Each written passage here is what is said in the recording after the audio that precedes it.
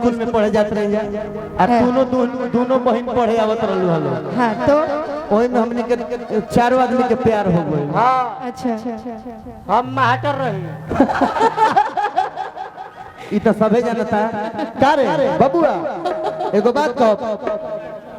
यही ना अब तनी हमार लगाओ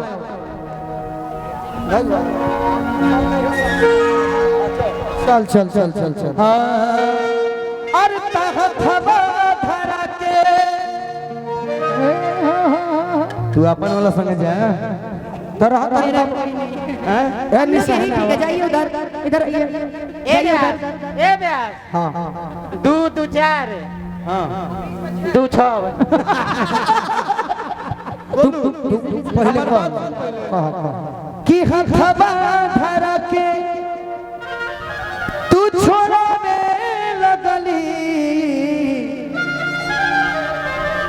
दे हथवा धरा के तू छोड़ावे लगली यही कर कि तोरे खाती हम जियतानी पगली ना ना ना ना ना वो हो जान कर इंडियन आइडियल के मालने अस्थि जन बनो जवान का अब हमार सुना दोनों जाने खातिर कहते हैं मुकुंद भैया गोपाल चाचा अभी जौन चंदन बात कहले हा वो अच्छा लगा हम तो तोरे खातिर जियतानी पगली हमहू कह सकते ए गोरिया कौन गुनवा अरे पाके ई तराइल बाड़ू खबर कहले कि गोरिया कौन गुनवा अरे पाके ई हे भाई बाबा दुगुन बाजा कि माया में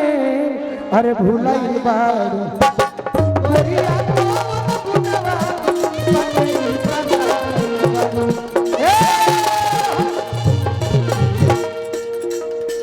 करार कइलू हरि के गाई जहिया गर्भ से बहरी आई ए अनुपमा निशा असली छोड़ के कहे अरे नकली पल भाई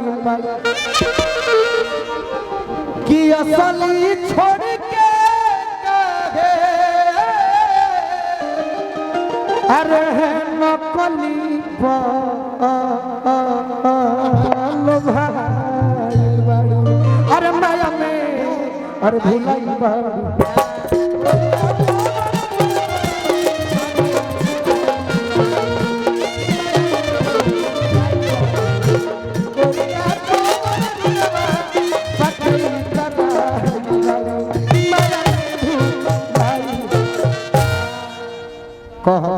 दोनों जाने कह सुनो लोग जाओ अब बेमत होके तक कहो लोग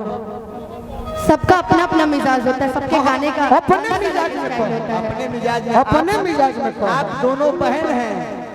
आप दोनों का जो यूनिटी है अपने मिजाज में कहो धमकी दे तड़ी सो छोड़ो ओयो दादा मैं धमकी नहीं देती किसी तू धमकी थोड़े दे तारा से धमकी हम लेवे ना करो कि बबुआ मत बोली है बड़ा का घरा ना ना ना ये बड़का घराना ना हाँ हाँ अजीत